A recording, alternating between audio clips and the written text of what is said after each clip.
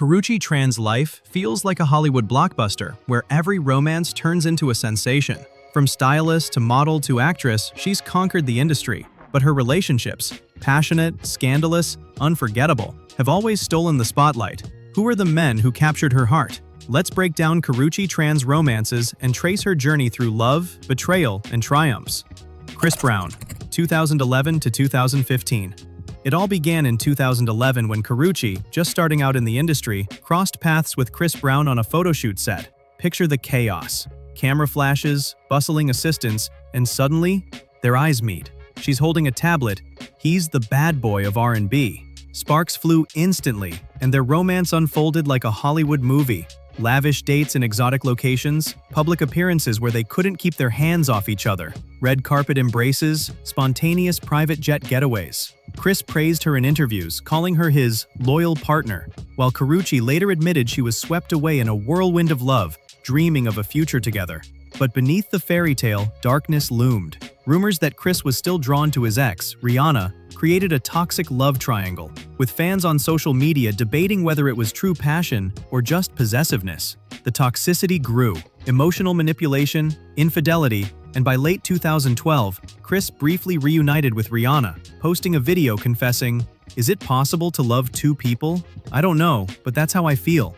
It hit Karrueche like a lightning bolt. She felt betrayed, humiliated, like the other woman in her own relationship. In emotional interviews, she shared the pain, describing how it tore her apart. Later, allegations of physical abuse surfaced. Court documents claimed Chris punched her in the stomach and pushed her downstairs, though he denied it. Karrueche's toxic relationship with Chris peaked in 2015 when she learned he had a child with another woman during their on-again, off-again phase. She tweeted, "One can only take so much," wishing Chris and his family the best. The breakup played out publicly. Lawsuits, a 2017 restraining order detailing her fear and threats. The media hounded her, amplifying her loneliness as she built her career. Those scars drove her to speak out about abuse, turning pain into strength.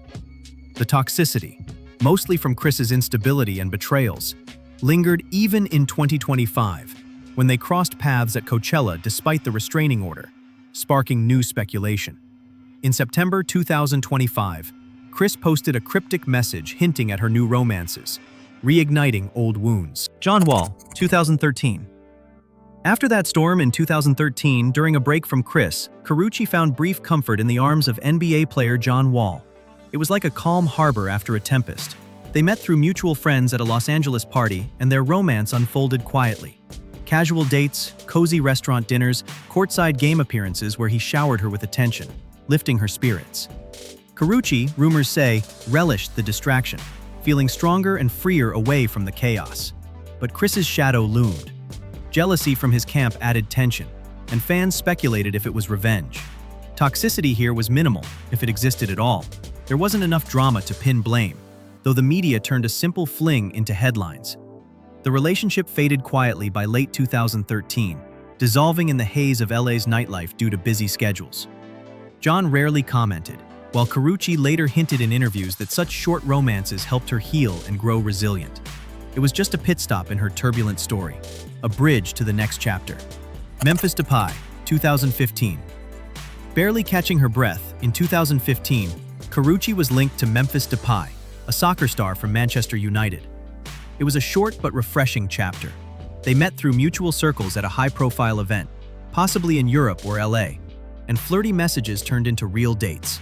Intimate dinners, a few trips where Karrueche felt desired without the usual chaos. The peak came during moments of calm. She was building her career, winning an Emmy, and this felt like a breath of fresh air after her toxic relationship with Chris. The vibe was optimistic. Depay kept things low-key, and fake engagement rumors only amused fans. Toxicity was absent. The romance was calm, with no fault on either side. But the media's obsession with her exes turned it into speculation, highlighting her struggle for privacy. The breakup happened fast, fizzling out due to distance and schedules. Continents pulled them apart. Karrueche moved on without baggage, focusing on acting, leaving this as a pleasant but fleeting episode. Quavo from Migos, 2017. Picture this, a June birthday bash after party. They arrived together, looking cute, flirting to the music's beat. The peak: vacations in St. Martin and Jamaica, dinners at the Nice Guy, river rafting in Montego Bay. Karruche denied romance on podcasts. "We're just friends, hanging out, nothing serious," and snapped, "Stay out of my personal space." Quavo stayed silent, but their chemistry had fans shipping them. The vibe was fun, flirty. She told reporters in 2022 she was single and enjoying life, though insiders hinted at sparks without commitment. Toxicity was light, mostly external. Chris's 2024 diss reopened wounds, making Karruche's toxic relationships feel cursed by the past. The breakup was unofficial, fading due to careers, but the 2024 drama showed how exes taint new connections, adding to her media isolation. Victor Cruz, 2017 to 2021. Their story started effortlessly. They were spotted holding hands on LA's sunny streets. By December, the couple went public, and it felt real. They shined on red carpets, supported each other's careers, and their bond deepened. Victor introduced Karruche to his family, she to hers, forging closer ties. On podcasts, Victor spoke warmly of Karruche, calling her special, while she admitted feeling safe with him. They shared vulnerabilities. Karruche opened up about losing her father, Victor about his own losses, and this intimacy strengthened them. Scandals were scarce, just fan envy and a snarky 2019 comment from Chris Brown, suggesting Victor upgrade Karruche. But the couple ignored the noise, their relationship a healthy contrast to her past. Yet, in 2021, life pulled them apart. The COVID-19 pandemic led to a Zoom breakup, amicable and without grudges. Victor later said on the Pivot podcast, "Life happened. Two people grew apart." Karruche dove into acting, stepping into a new chapter.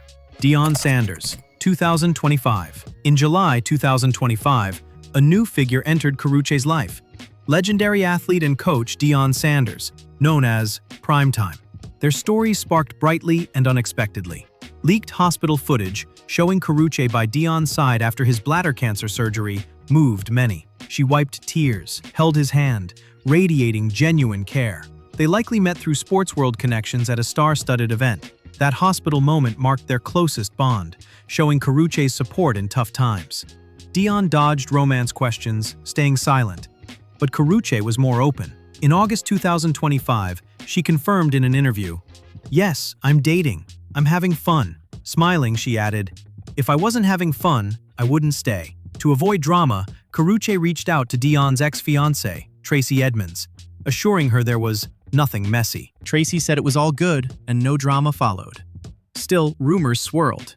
Antonio Brown trolled on social media writing, "The joke writes itself," and fans debated the age gap. She's 37, he's 58. Yet, Karruche and Deion brushed off the noise.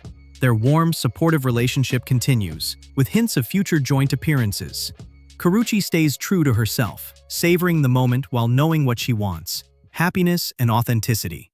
Ultimately, Karrueche Tran's love life is a puzzle of passion, betrayal, and the traps of fame, where toxic relationships are often fueled by partners' baggage or media chaos, leaving her lonely but stronger. Scandals and breakups shaped her, turning her from a victim into a woman who now chooses joy. But what if Karruche attracts these toxic men? Or is it the price of her beauty and fame, doomed to an endless whirlwind? Or has she finally found peace? Share in the comments. Do you blame her choices? Or do the men in the spotlight deserve the blame for this drama?